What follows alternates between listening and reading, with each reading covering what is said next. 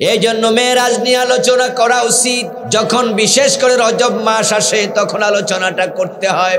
এই জন্য জুমার মাঝে আমরা আলোচনা করি। তবে দুঃখজনক কথা আছে এক্ষেত্রে। দুঃখজনক কথাটা হলো আমাদের দেশের লোকেরা, আলেম ওলামারা, বক্তারা মেরাজ নিয়ে আলোচনা করতে গিয়ে মূল হাদিস বাদ দিয়া, মূল কোরআনের দলিল বাদ দিয়া এমন কিছু কিসসা বানাইয়া বলে যেগুলোর অস্তিত্ব কোরআন হাদিসে। একদল মিরাজকে অস্বীকার করছে, নাস্তিক হয়ে গেল। আরেক দল বলতে গিয়ে এমন কিছু বলে যেটা মিরাজে নাই, কোরআন হাদিসে নাই, বলতে গিয়ে বাড়াবাড়ি করছে। যেমন কেউ বলছে রাসূলুল্লাহর মিরাজ হয়েছিল এত সংক্ষিপ্ত সময়ে, তিনি মিরাজ করে এসে দেখেন যে তার বিছানা এখনো গরম।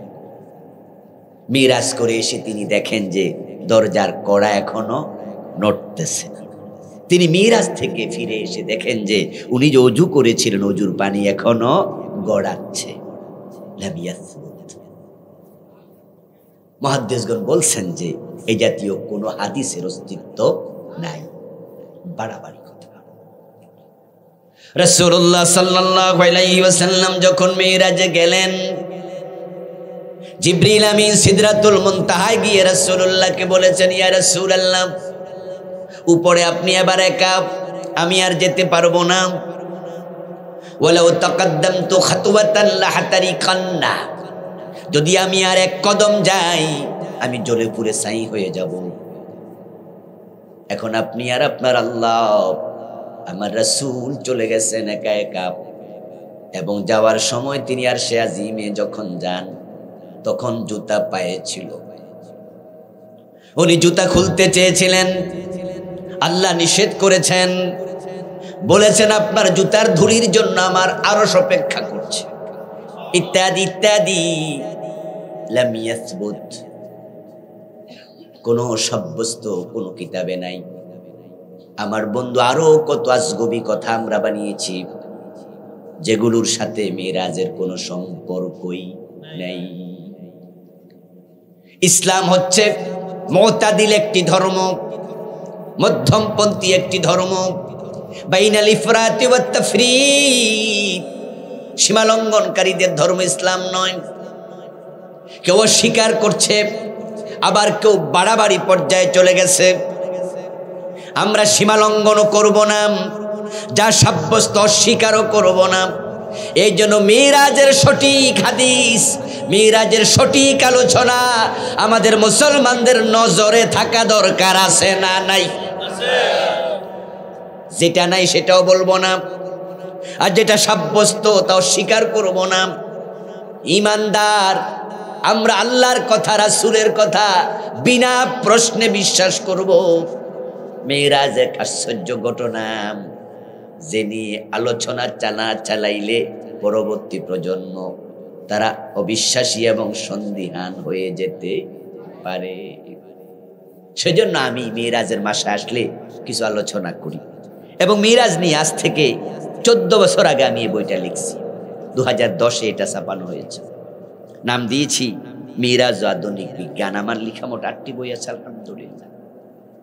আমি আজকে আপনাদেরকে মিরাজ প্রসঙ্গে কিছু কথা শোনাবো, বাস্তবতা এবং বাড়াবাড়ি, এ দুটি সামনে তুলে ধরব, এবং মিরাজ থেকে আমাদের কি শিক্ষা নেওয়া উচিত। আল্লাহ তাআলা যেহেতু কোরআনে এ নিয়ে আলোচনা করেছেন, নিশ্চয়ই এর মাঝে আমাদের জন্য শিক্ষা আছেই। কি শিক্ষা, কি মেসেজ, সেটা আমরা আজকে একটু বলতে চাই। শুনবেন তো ইনশাআল্লাহ? এই যে নামাজ আমরা পড়ছি, যেটা ইমানের পরিচায়ক, কার ইমান আছে কার ইমান নাই সেটা কিন্তু টুপি দাঁড়িয়ে দিয়ে চেনা যাবে না, কারণ টুপি হিন্দুর মাথায়ও আছে। দিল্লির যিনি গভর্নর, দিল্লির মেয়র, তার নাম হলো কেজরিওয়াল। এই কেজরিওয়ালের মাথার মাঝে সবসময় একটা টুপি থাকে। আমাদের ভারতের একজন রাজনীতিবিদ ছিলেন, তার নাম ছিল মিস্টার গান্ধী। ওই গান্ধী সাহেব একটা টুপি মাথায় দিতেন, কিস্তি টাইপের, যে টুপির নামই গান্ধী টুপি। তাহলে টুপি মাথায় দিলে যদি মুসলিম চেনা যেত, তাহলে আপনি গান্ধীকে মুসলিম বলে বিপদে পড়বেন। দাড়ি থাকলে মুসলিম যদি হতো, রবীন্দ্রনাথের মুখে দাঁড়িয়ে আছে না নাই? আমার বন্ধু পাগড়ি মাথায় দিলে যদি মুসলিম হতো, মনমোহন সিংয়ের মাথায় পাগড়ি আছে না নাই? দেখেন লক্ষ্য করে, মনমোহন সিং যখন পাগড়ি বাঁধে, বেড়ার তো গালসাবা বড়া দাড়ি, যদি শুধু মোজগুলো একটু ছোট কইরা রাখতো, তাহলে তারে দেখলে আমরা হাজী সাহেব মনে করতাম। প্রিয় নবীজি বলছেন, বাইনাল মারই ওয়া বাইনাল কুফরি ওয়া শিরকি তারকুস সালাত। কে মুমিন কে কাফের মুশরিক, তার মাঝে পার্থক্য শুধু নামাজ। যে নামাজ ছেড়ে দেয় সে আর মুমিন থাকে না। মান তারাকা সালাতান মুতাআম্মিদান ফাকাদ কাফার। প্রিয় নবীজি বলেছেন, যে ইচ্ছা করে নামাজ ছেড়ে দিল সে কুফরি করলো। ওই নামাজ মেরাজের সবচেয়ে বড় হাদিয়া। রাসূলুল্লাহ সাল্লাল্লাহু আলাইহি ওয়াসাল্লামের উপর আল্লাহ তাআলা মেরাজের রাতেই 5 ওয়াক্ত নামাজ ফরজ করেছেন। যদিও ফরজ হয়েছিল প্রথমে কত ওয়াক্ত? 50। নবী মুসা আলাইহিস সালামের জন্য এখানে মন ভরে দোয়া করা লাগে, কারণ যদি নবী মুসার লগে দেখা না হতো আসমানে, আমাদের উপায়। কারণ রাসূল যদি 50 ওয়াক্তের লইয়া আইতো, তাহলে মসজিদে ইমামও পাইতেন না, মুসল্লি দূরের কথা। ঠিক কি ভাই? 50 ওয়াক্ত নামাজ ফরজ হলে ভাত খাওয়ার টাইমে পাইতেন। 50 ওয়াক্ত নামাজ ফরজ হলে মাদ্রাসা, স্কুল, কলেজে চাকরি করতেন কেমনে? দোকানদারি করতেন কেমনে? কৃষি কাজ করতেন কেমনে? এই যে আজকে মাহফিল আইসা বইয়া রয়েছেন, এর মাঝেও তো 500 ওয়াক্ত ফরজ লাগতো নাকি? নবী মুসা আলাইহিস সালামের সাথে ষষ্ঠ আকাশে নবী মুহাম্মাদের দেখা হলো। রাসূলুল্লাহ সাল্লাল্লাহু আলাইহি ওয়াসাল্লাম মেরাজে যাওয়ার সময়ও দেখলেন, নবী মুসাকে আবার আসার সময়ও দেখেছেন। আমার প্রিয় ভাইরা, বিষয়গুলো আপনাদের জানা আছে, ঘটনা আমি প্রাধান্য দেব না। আমি প্রাধান্য দেব মেরাজের বাস্তবতা এবং মেরাজ নিয়ে বাড়াবাড়ি। তবে বাড়াবাড়ি কথাগুলো বলতে গেলে আমার সামনে যারা আছেন, কাছে যারা আছেন, তাদের কারো কারো অন্তরে লাগবে হিট। কারণ আমি এমন কথাও কিছুক্ষণ পর বলবো মেরাজ নিয়ে, যেটা আপনি আজীবন শুনছেন, অথচ সেটা মিথ্যা। আর যখন একটা মিথ্যা কেউ 100 বার বলে, তখন এটা শুনতে সত্য মনে হতে পারে, ঠিক না? তখন মনে হতে পারে, কি রে কয়, আজীবন শুনলাম। অদস্ত সত্য সত্যই, মিথ্যা মিথ্যাই। তাম দুনিয়ার সব মানুষ যদি বলে ইসলাম সত্য নয়, এতে কি ইসলাম মিথ্যা হয়ে যাবে? এই জন্য মানুষ কি বলল সেটা ইম্পর্টেন্ট নয়। একটা সময় তো আসবে যখন পুরা দুনিয়ায় আল্লাহ বলার মতো একজন লোক থাকবে না। এমন একটা সময় কি আসবে না? ইয়েস, কিয়ামতের আগে তাম পৃথিবীতে একজন মুমিন আর থাকবে না।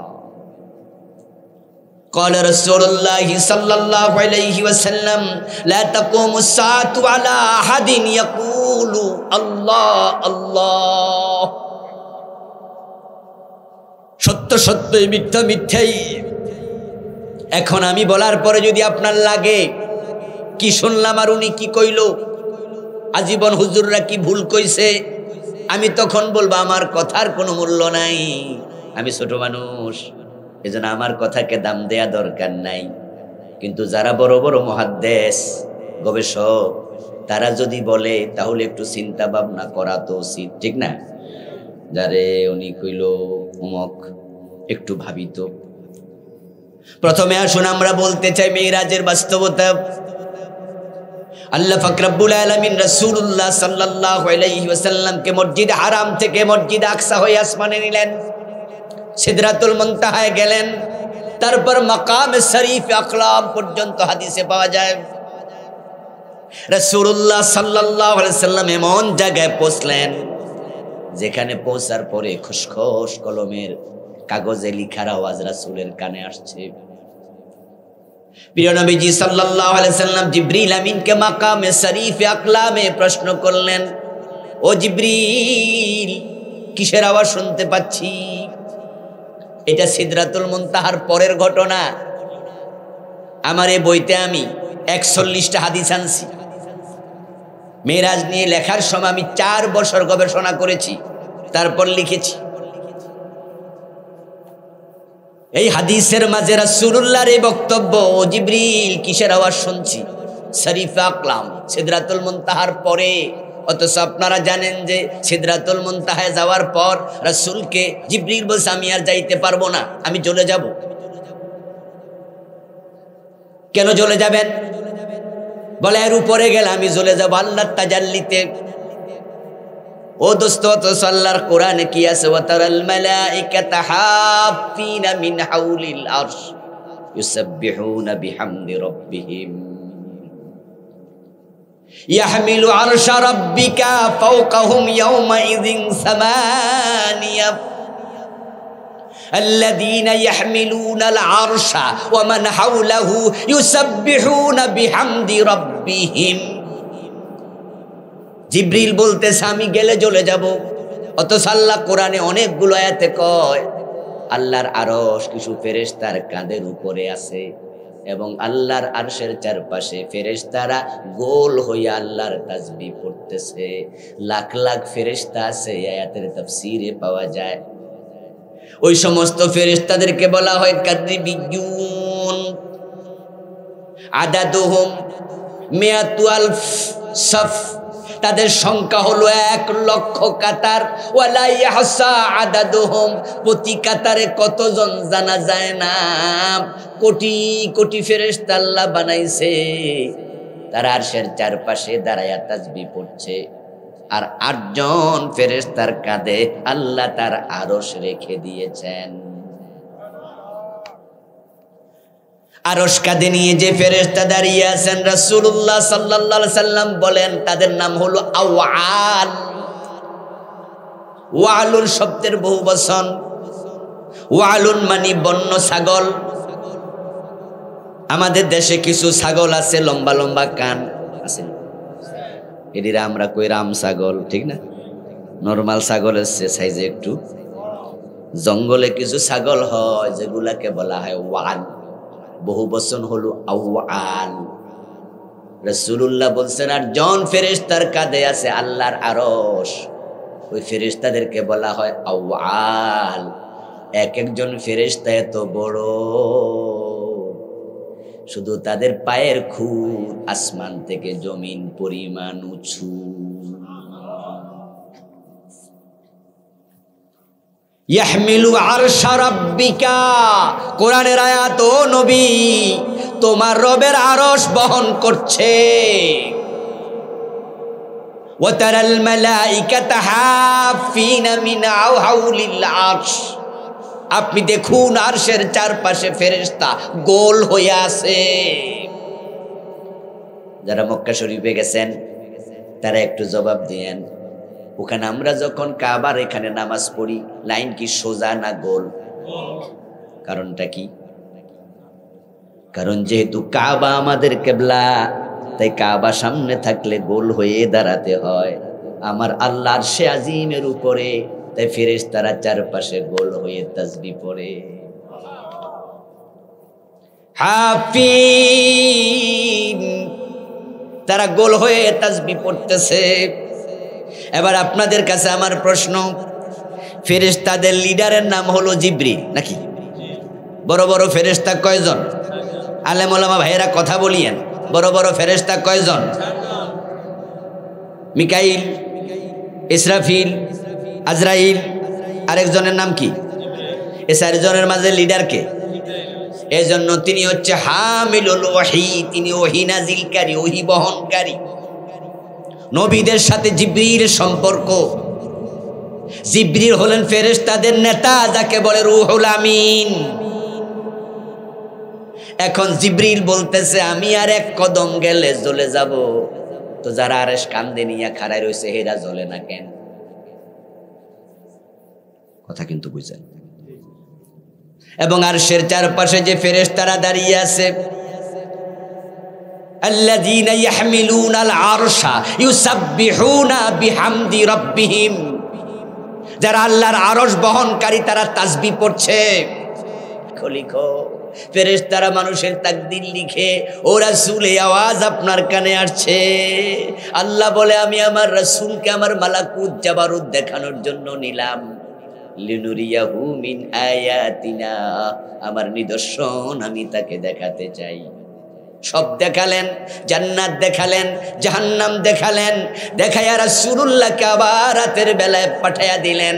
তিনি হাতিমে কাবায় সকালবেলা বসে আছেন। সকালবেলা রাসূলুল্লাহর পাশ দিয়ে যাচ্ছে আদুবুল্লাহ আবু জাহেল, মক্কার নেতা। প্রিয় নবীকে দেখে বলতেছে, ভাতিজা কোনো খবর আছে নাকি? রাসূলকে তিরস্কার করতেছে, মজা নিতেছে। এই ভাতিজা নতুন কোনো খবর আছে নাকি? আবু জাহেলের প্রশ্নের জবাবে নবীজি সাল্লাল্লাহু আলাইহি ওয়াসাল্লাম জবাব দিলেন, হ্যাঁ চাচা, দারুণ খবর আছে। আমি গত রাতে আমি মসজিদে হারাম হয়ে আকসায় গিয়েছি। সেখান থেকে আমি সিদরাতুল মুনতাহা পার হয়ে আকাশ ভ্রমণ করে এসেছি। আবু জাহেল শুইনাই কইতাছে, কই কিরে, মক্কা থেকে মসজিদে আকসায় যাইতে লাগে 40 দিন, বেডা নাকি এক রাইতে কাম সাইরা লাইছে। মসজিদে হারাম থেকে মসজিদে আকসার দূরত্ব হলো 765 মাইল, 1232 কিলোমিটার। তৎকালীন যুগে যেতে সময় লাগতো 40 দিন। তাফসীর কাশফ প্রণেতা লিখেছেন এই কথা, যেতে সময় লাগতো 40 ইয়াউমা, যেতে 40 দিন লাগে, আসতে কয় দিন? মোট কত দিন? তো রাসূলের লাগছে রাতের কিছু অংশ, বলতেছে আমি গত রাতে গেছি। এবার আবু জাহেল বলে, ভাতিজা রাতে বুঝি চলে আইছো? কই জি চাচা। আবু জাহেল মনে মনে কয়, সুযোগ পাইছি কামে লাগাতেই। এতদিন পর্যন্ত আবু বকরকে বুঝাইছি, এতদিন পর্যন্ত খাদিজাকে বুঝাইছি যে আব্দুল্লাহর বেটা মোহাম্মদ পাগল হয়ে গেছে। নাউজুবিল্লাহ পড়েন। রাসূলুল্লাহকে পাগল বলে নাই। ইয়া আইয়ুহাল্লাযী নুজ্জিলা আলাইহিয যিকরু ইন্নাকা লামাজনুন, কুরআন মাজিদের আয়াত। মক্কার কাফেররা বলতো, ও মিয়া তুমি বলো তোমার উপর কুরআন নাজিল হয়, আমরা দেখি তুমি পাগল। আবু জাহেল ভাবতেছে তাকে পাগল বলেছি, আবু বকর বিশ্বাস করে নাই। আর আজকে উনার মুখ দিয়া এমন কিছু কথা বের হয়েছে যেগুলো শুনলে আবু বকরও পাগল ভাববে। নাউজুবিল্লাহ। এজন্য আবু জাহেল বলতেছে, তুমি যে কালকে রাতে কাম করে আইছো, আমার একা একা শুনাইবা নাকি কিছু লোক ডাকতাম? লোক ডাকার পিছন উদ্দেশ্য ভালো না, মনে মনে ভাবে সাক্ষী জোগাড় করি। হারামি তো বুঝেন নাই। এজন্য ভাবছে আমার রাসূলনি পরে আবার অস্বীকার করে, তাই সে সাক্ষী খোঁজে। প্রিয় নবী বলে, হ্যাঁ কাকে শোনাতে চান ডাকেন। আবু জাহেল ঠিক সেখানে দাঁড়াইয়া, হাতিমে কাবায় দাঁড়াইয়া ডাকতে শুরু করলো, এই অমক, ওই অমক, ওই অমক। আওয়াজ দিল, লোকেরা দৌড়ে আসলো।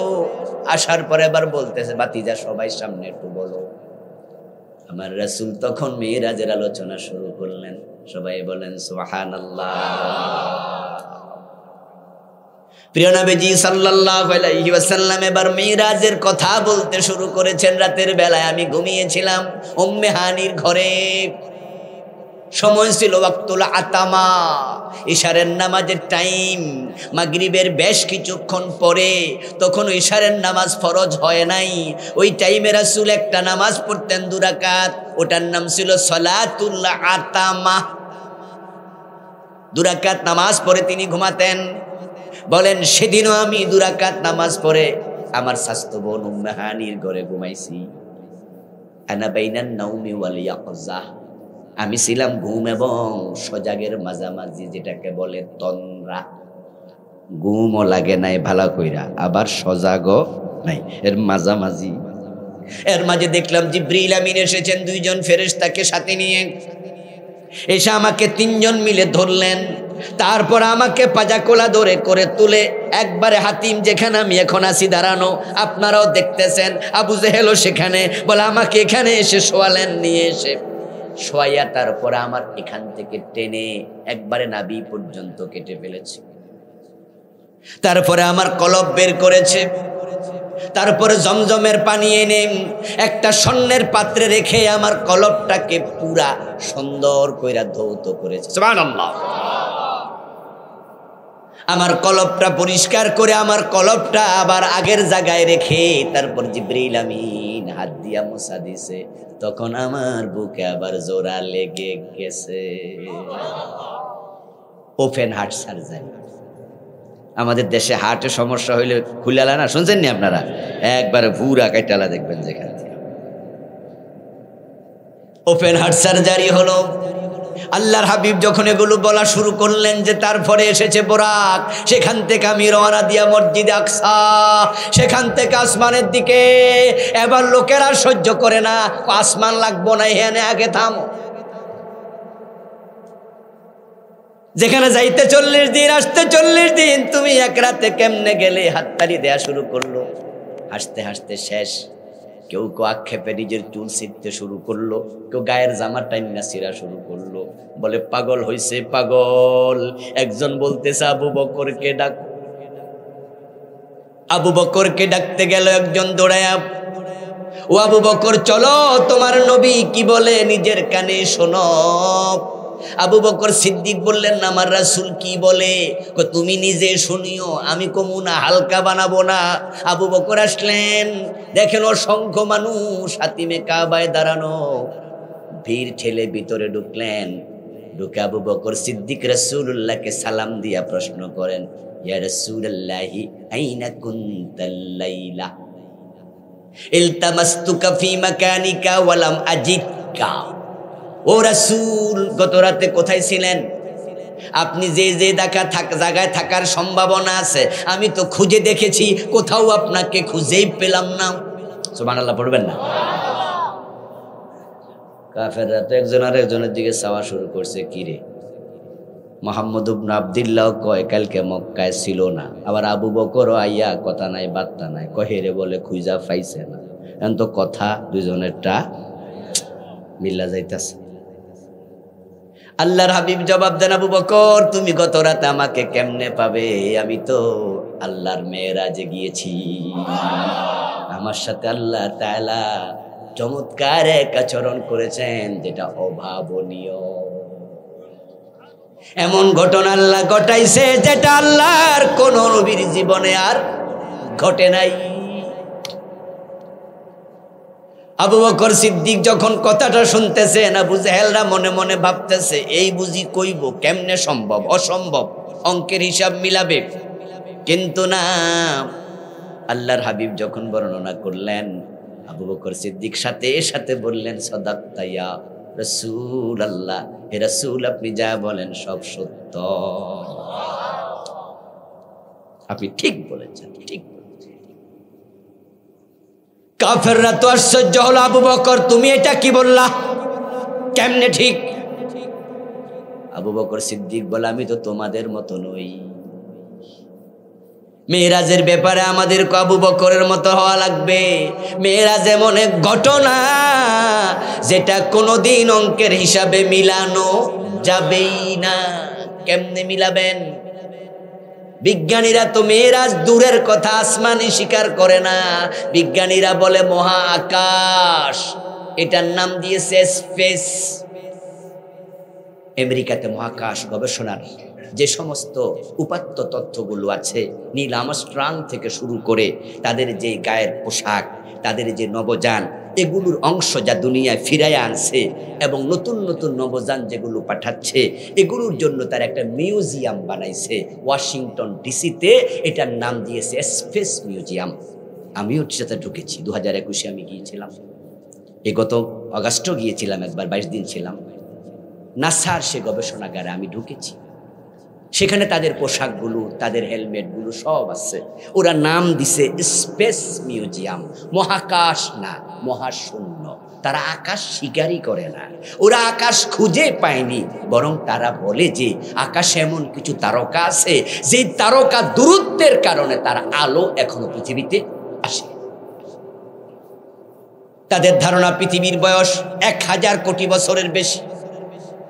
কোন বিজ্ঞানী বলছে 1500 কোটি বছর পৃথিবীর বয়স, শুধু সূর্যের বয়স 500 কোটি বছর। সূর্য থেকে পৃথিবীতে তাপ আসতে, আলো আসতে সময় লাগে 8 মিনিট 19 সেকেন্ড। প্রতি সেকেন্ডে আলোর গতি 1,86,000 মাইল। সূর্য যখন ওঠে পৃথিবীর আকাশে, আমরা দেখি জাপান থেকে আস্তে করে আমাদের দিকে উকি দিয়েছে। সূর্য যখন আমাদের আকাশে ওঠে তখন আমরা তাপ পেতেও সময় লাগে 8 মিনিট 19 সেকেন্ড। এর আগে আমরা টেরই পাই নাই তার সূর্যের তাপ আছে, আলো আছে। বিজ্ঞানীরা বলছেন এমন তারকা আছে যেটাই 1500 কোটি বছরেও তার আলো পৃথিবীতে এখনো আসে নাই। তোরা বলতেছে তারকাগুলো আছে, কিন্তু আমরা এখনো খুঁজে পাই না। এবার বলুন তো এই তারকাগুলো কি আসমানের উপরে না নিচে? বলুন দেখি, তারকা কি আসমানের উপরে না তারকা নিচে থাকে? ইয়েস। কেন নিচে? কোরআনের দলিল, লাকাদ যায়্যানাস সামাআদ দুনিয়া বিজিনাতিল কাওয়াকিব। আল্লাহ বলে আমি তারকা দিয়া দুনিয়ার আকাশকে সাজাইয়া রাখছি। এখন যদি তারকা আসমানের উপরে হয়, আমরা দেখবো কেমনে সাজাইলে লাভটা কি? এই যে আপনারা দেখতেছেন সামিয়ানা, এই সামিয়ানার কিছু ফুল বানাইছে না? কথা বলেন না, এ ফুল আছে না, দেখা যাচ্ছে না? আচ্ছা, ফুলগুলো যদি সামিয়ানার উপরে দিত দেখতাম না। যায়্যানাস সামাদ দুনিয়া বিজিনাতিল কাওয়াকিব। আমি তারকার সৌন্দর্য দিয়া দুনিয়ার আকাশকে সাজাইছি। সব তারকা আসমানের নিচে, তারকা যেখানে শেষ তারপরে হবে প্রথম আকাশ। বিজ্ঞান এখনো আকাশে খুঁজে পায় নাই। আমাদের রাসূলের মেরাজ কি প্রথম আকাশে না আকাশের আরো পরে?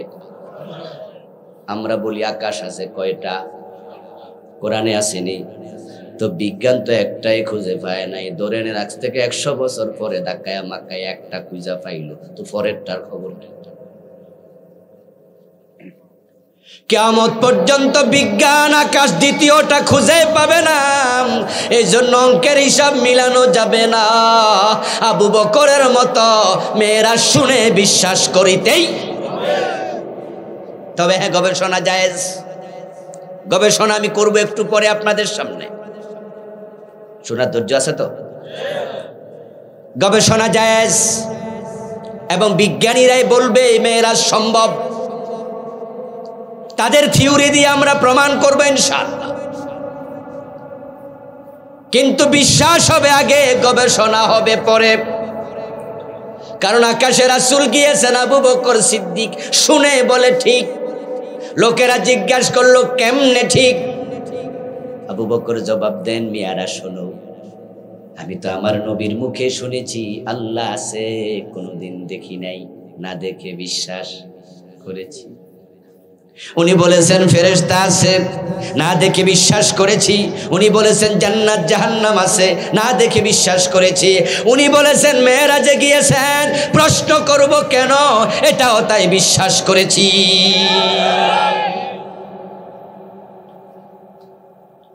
এবার তাদের মাঝে একজন লোক ছিল খুব ধূর্ত।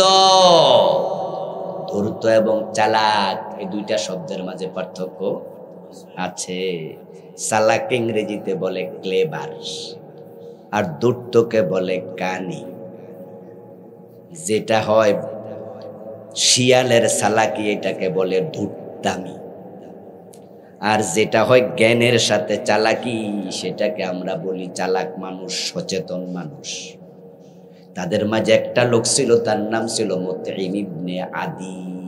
সে ছিল বড় শিয়াল প্রকৃতির, ধূর্ত। সে সেখানে দাঁড়ানো। সে যখন দেখলো আবু বকরের মুখ দিয়া রাসূলুল্লাহকে মিথ্যাবাদী সাব্যস্ত করা গেল না, পাগল বলানো গেল না, এখন সে ভাবলো আবু জেহেল সকাল থেকে যত কষ্ট করছে সব কষ্ট ঘুরে বালি। সে এবার বলতেছে তোমরা থামো।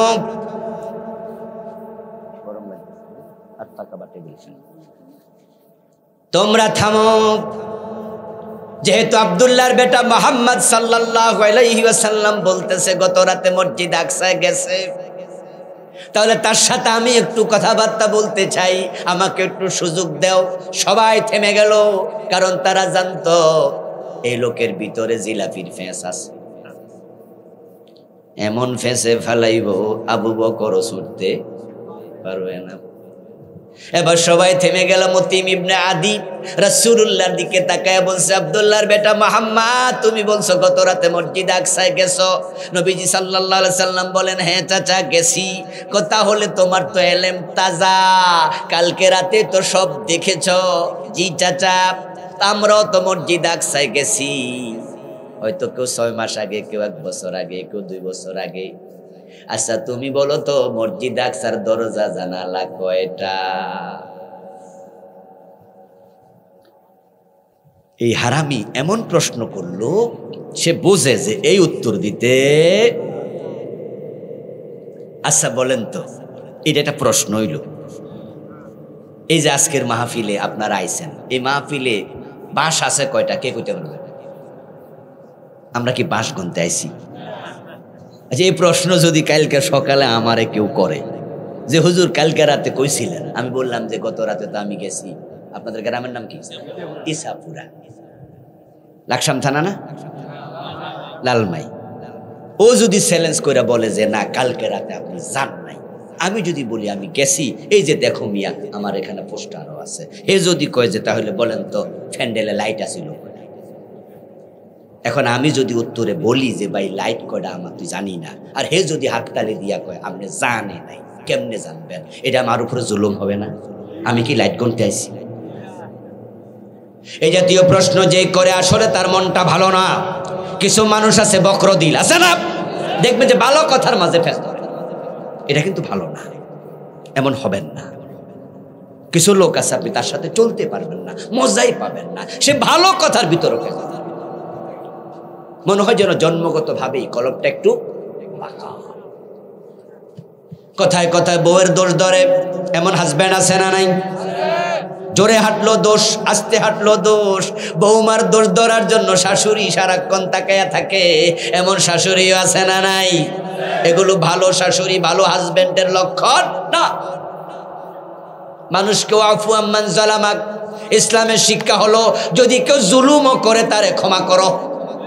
আর আমরা পারলে দোষ আরো খুঁজা। ইসলাম শিখিয়েছে ক্ষমা, ইসলাম শিখিয়েছে উদারতা, আর আমরা শিখেছি বক্রতা। আমার রাসূলের জীবনের দিকে তাকাও, মক্কা বিজয়ের পর কেমনে ক্ষমা করে দিছে। ওই মহিলা পালাচ্ছে, গাট্টি মাথায় নিতে পারে না, আমার রাসূল নিজে তার গাট্টি আগায়া দিছে। মহিলা জিজ্ঞাসা করে তুমি কে? তখন বলে যার ভয়ে পালাচ্ছ আমি সেই। লা তাসরিবা আলাইকুমুল ইয়াউম, আমার রাসূল বলে তোমাদের প্রতিশোধ নাই, ক্ষমা করে দিলাম। আনতুমুত তুলাকা, তোমরা সবাই বেকসুর খালাস।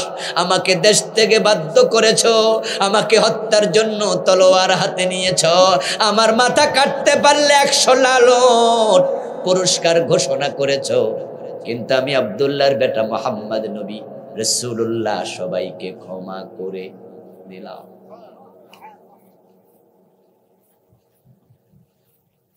সবচেয়ে বড় মুনাফিক আব্দুল্লাহ ইবনে উবাই যখন মারা যায়, ওমর মানা করছিলেন রাসূল তার জানাজার নামাজে যাবেন না, তার জানাজার ইমামতি করবেন না।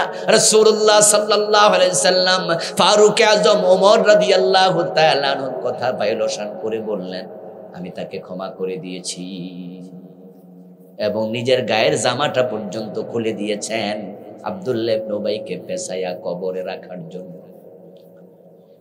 এই হলো আমার রাসূলের উদারতা, সরলতা। আর আমরা কত বক্র। কোথার ৭১-এর ঘটনা, ৪৫-৫০ বছর পরে আইনা বিনা দোষে ১১ জনকে ফাঁসি দিয়া দিছে। ওই কোথাকার কোন ৭১-কে সামনে এনে আল্লামা সাইদির মতো মানুষটাকে ১৩টা বছর জেলখানায় পচাইছে। অথচ ওনার বিরুদ্ধে যে মামলা, তার মাঝে একটা মামলার সাক্ষী সুকরঞ্জন বালি, তার ভাই হত্যার আসামি রাসূলকে বানাইছে, আপনার আল্লামা সাইদিকে বানাইছে। এখন সুকরঞ্জন বালি সাক্ষী দিবে, তার ভাইকে সাইদি হত্যা করেছে। উনি বলছে আল্লামা সাইদির বিরুদ্ধে সাক্ষী দেয়া আমার পক্ষে সম্ভব না, হিন্দু হইয়াও বলছে। সে বলল আল্লামা সাইদি আমার ভাইকে হত্যা করে নাই, আমি কেন বলবো? ওই জালেমগুলো তাকে বাধ্য করেছে বলতে, সে অস্বীকার করাতে পরে আদালতের সামনে থেকে কিডন্যাপ। 5 বছর বাংলাদেশে ছিল না, পরে তাকে ইন্ডিয়ার জেলখানায় পাওয়া গেল। আল্লামা সাইদি রহমতুল্লাহি আলাইহিকে 13টা বছর পচায়া জেলখানায় বন্দি রেখে শেষ পর্যন্ত হাসপাতালে এনে উনাকে বিষ প্রয়োগে তারা হত্যা করেছে।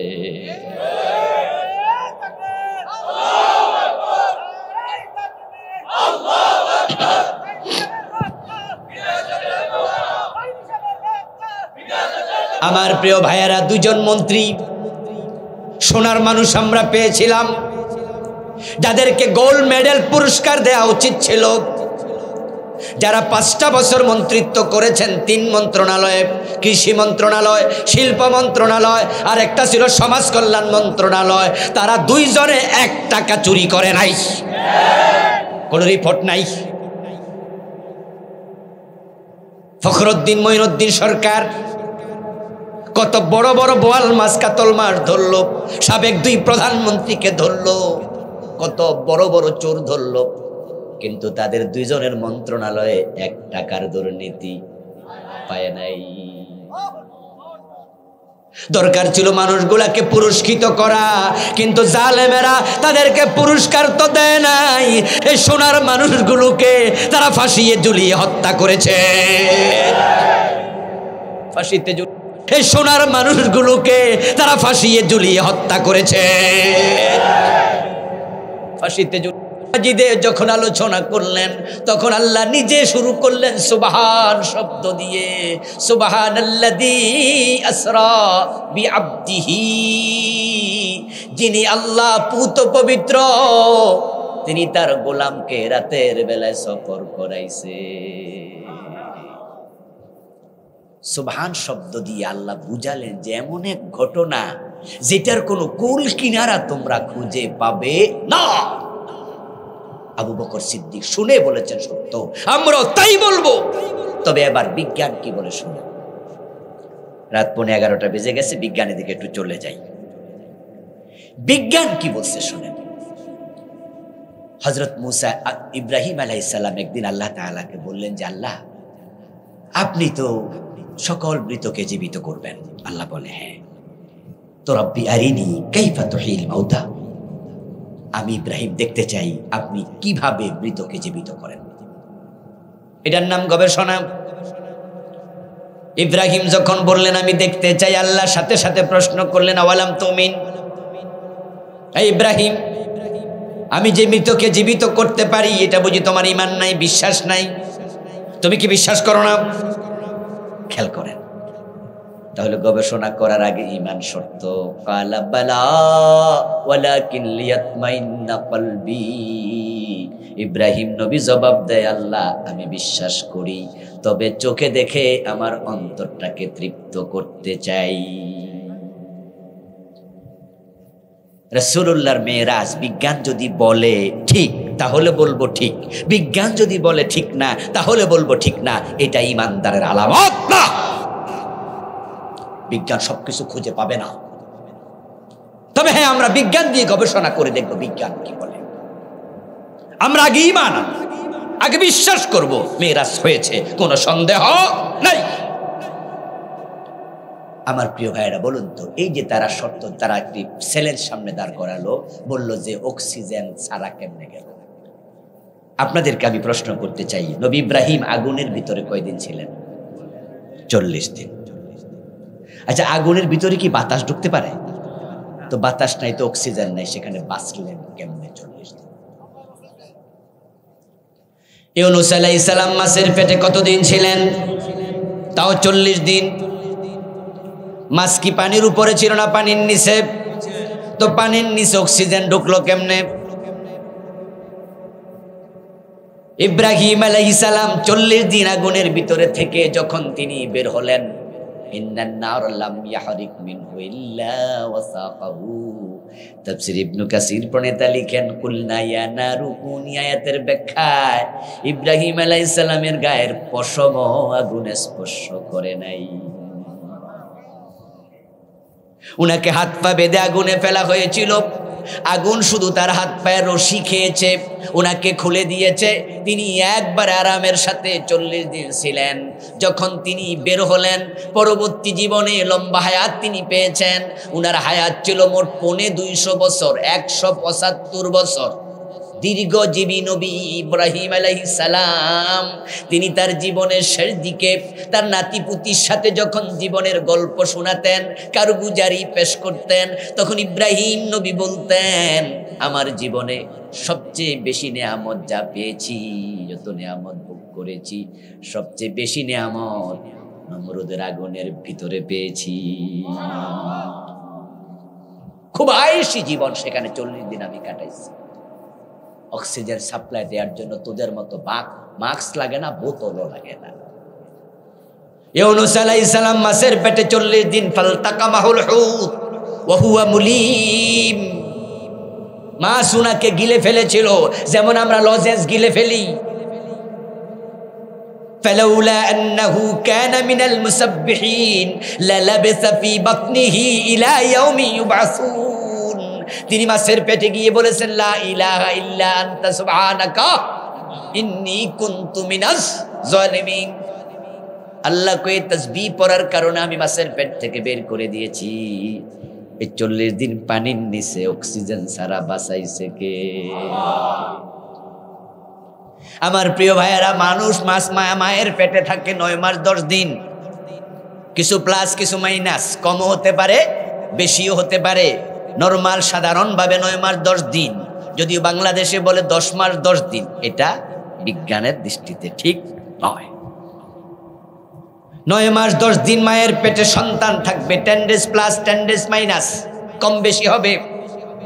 প্রথম 40 দিন থাকবে নতফা, দ্বিতীয় 40 দিন আলাকা, তৃতীয় 40 দিন মদগা। প্রথমে পানি, তারপর রক্তপিণ্ড, তারপর মাংসপিণ্ড। 40 120 দিন যখন চলে যাবে, তাকে সাউনাল ইজামা লাহমা। আল্লাহ কোরআনে বলেন, আমি ওই মাংসপিণ্ডের ভিতরে হাড্ডি ঢুকাই, আবার মাংস দিয়ে ঢেকে মানুষ বানাইয়া দেই। এখন মায়ের পেটের সন্তান যখন মায়ের পেটে থাকে, ওই সন্তান 40 120 দিন যাওয়ার পরে তার রূহ আসে। প্রথম 4 মাস কোনো রূহ থাকে না, এজন্য বাচ্চা নড়াচড়া করে না। রাসূলুল্লাহ বলেন, 4 মাস যাওয়ার পরে আল্লাহ রূহ পাঠায়, এটা হাদিস।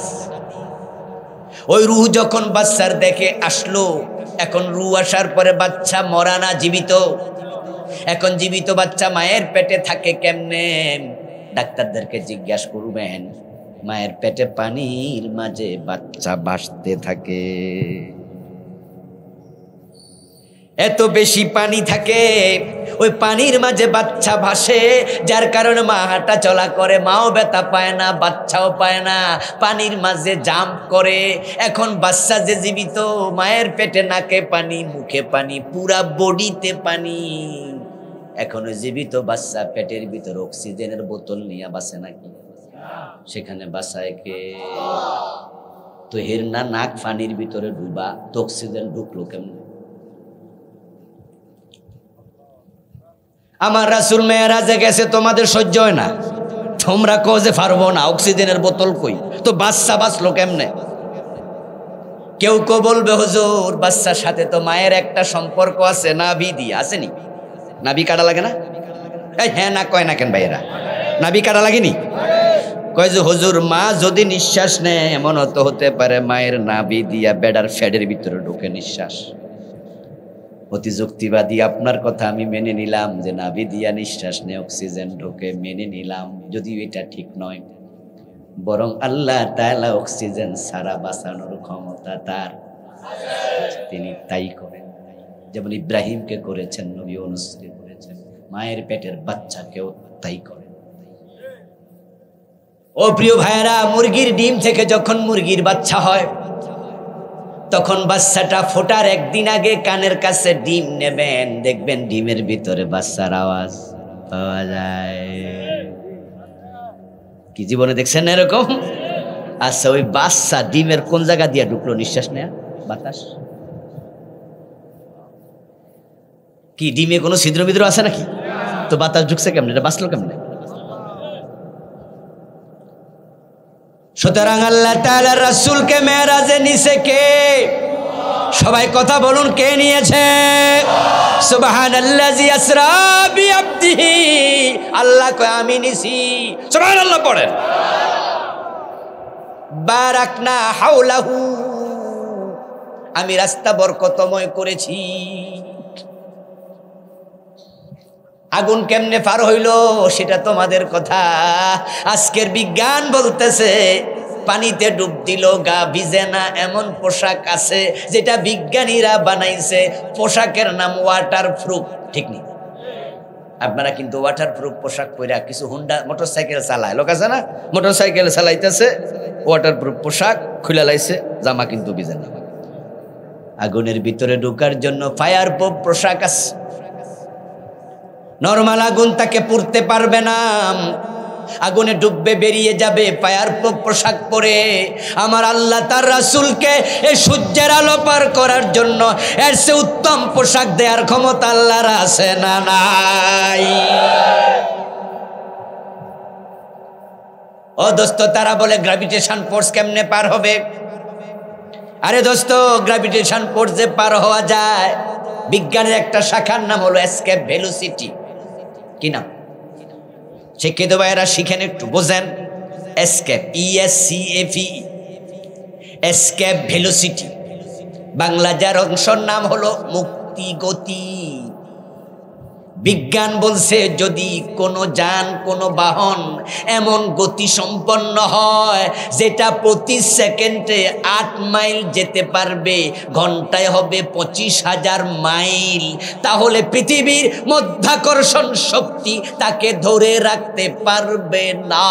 তাই যে রকেট মহাকাশে পাঠায়, ওই রকেটের গতি থাকে ঘন্টায় 25,000 মাইলেরও বেশি।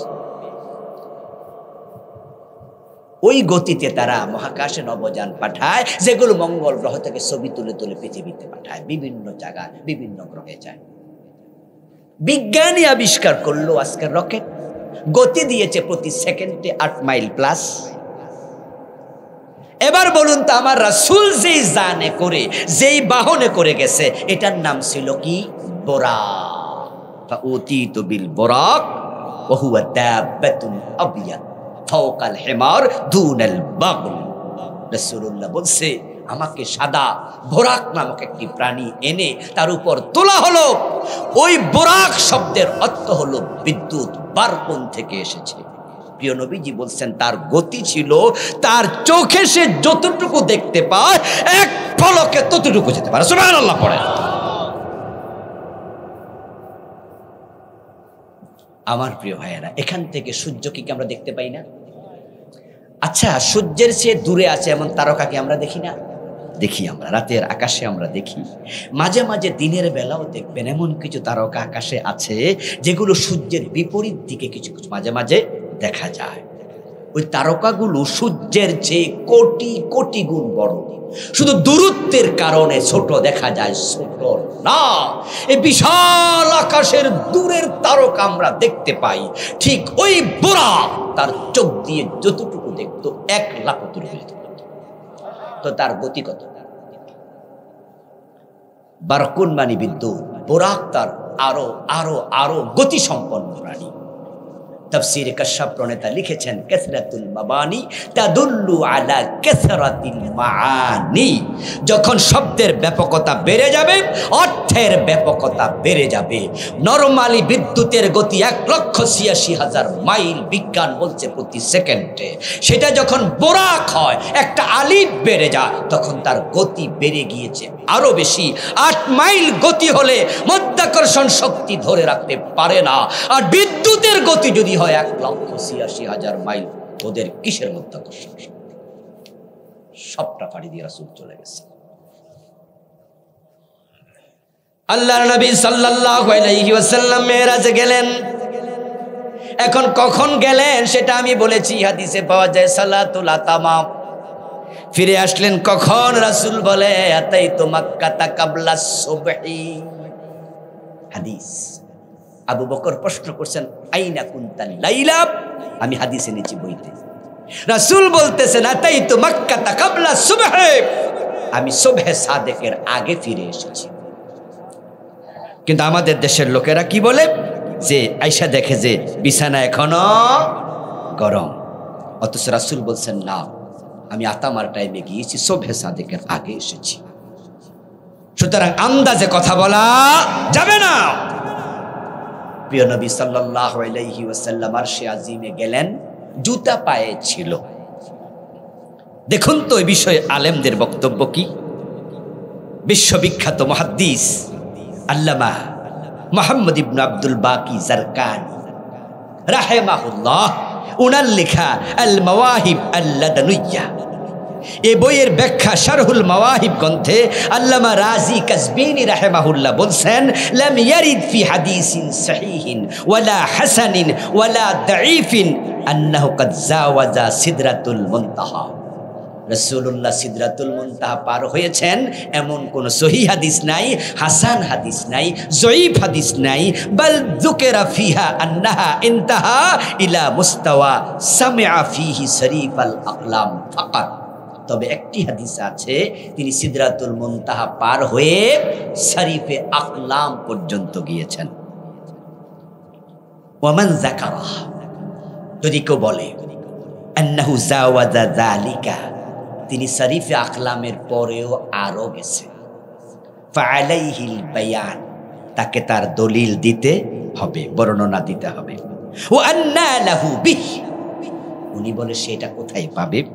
লাম ইয়ারিদ ফি খাবরিন সাবিতিন ওয়ালা দাঈফিন, নির্ভরযোগ্য কোন হাদিস একটি দঈফ বর্ণনাতেও নাই আন্নাহু রাকাল আরশা, যে রাসূলুল্লাহ আরশে উঠেছেন, এটা কোনো দুর্বল হাদিসেও নাই। ওয়া ইফতিরাউ বাদিহিম লা ইয়ালতাফিতু ইলাইহি লা ইউলতাফাতু ইলাইহি, যদি কেউ মন গড়া কথা বলে তার কথার দিকে চোখ দেওয়ার কোনো প্রয়োজন নাই। বরং আল্লাহ তাআলা প্রিয় নবীকে তিনি নিয়েছেন সিদরাতুল মুনতাহা পর্যন্ত, এটা কোরআন দিয়ে সাব্যস্ত। ওয়ালাকাদ রাআহু নাজলাতান উখরা ইনদা সিদরাতিল মুনতাহা। আমার বন্ধু রাসূলুল্লাহ সাল্লাল্লাহু আলাইহি ওয়াসাল্লাম আল্লাহ পাক রব্বুল আলামিনের দিদারে গিয়েছেন। তিনি আল্লাহকে দেখেছেন কিনা মেরাজের রাতে, এই বিষয়ে হাদিসে দুটি বর্ণনা। হযরত ইবনে আব্বাস বলেন হ্যাঁ রাসূল আল্লাহকে দেখেছেন, কিন্তু মা আয়েশার বর্ণনা হলো আমি রাসূলুল্লাহকে প্রশ্ন করেছিলাম হাল রাআইতা রাব্বাকা, আপনি কি আপনার প্রভুকে দেখেছিলেন? রাসূল জবাব দেন নূরুন আন্না আরাহু, আমি নূর দেখেছি, আল্লাহকে নয়। আমি এবং আল্লাহর মাঝখানে নূর ছিল, তাই তাকে আমি দেখি নাই। মা আয়েশা এবার বলেন সহিহ বুখারীর হাদিস, যে ব্যক্তি বলবে রাসূলুল্লাহ আল্লাহকে দেখেছেন সে মিথ্যাবাদী। মা আয়েশা বলতেছেন সহিহ বুখারীর বর্ণনা, যে বলবে আল্লাহকে রাসূল দেখেছেন সে মিথ্যাবাদী। রাসূলকে আমি প্রশ্ন করেছিলাম আপনি কি দেখেছেন? তিনি বলেছেন নূরুন আন্না আরাহু, কেমনে দেখবো, উনি আর আমার মাঝখানে নূর। ইবনু আব্বাস বলেছেন দেখেছেন। দুজন সাহাবীর দুরকম বক্তব্য হওয়ার কারণে আল্লাহকে তিনি দেখেছেন কিনা আমরা পরবর্তী লোকেরা কোনো চূড়ান্ত সিদ্ধান্তে পৌঁছতে চাই না। কারণ যদি ইবনে আব্বাসের হাদিস সামনে এনে আপনি বলেন যে রাসূল দেখেছেন, তাহলে মা আয়েশার হাদিসের কি হবে? আবার মা আয়েশার হাদিসকে চূড়ান্ত ভেবে যদি বলেন যে রাসূলকে আল্লাহকে রাসূল দেখেন নাই, তাহলে ইবনে আব্বাস যে বলছেন দেখেছেন সেটার কি হবে? এই জন্য আমরা এই বিষয়ে চূড়ান্ত কথা বলবো না। কিন্তু আল্লাহর হাবিবকে আল্লাহ তাআলা মেরাজে নিয়েছিলেন, আকাশ সফর করিয়েছেন, সিদরাতুল মুনতাহা করিয়েছেন, জান্নাত জাহান্নাম সফর করিয়েছেন, এতে কোনো সন্দেহ নেই।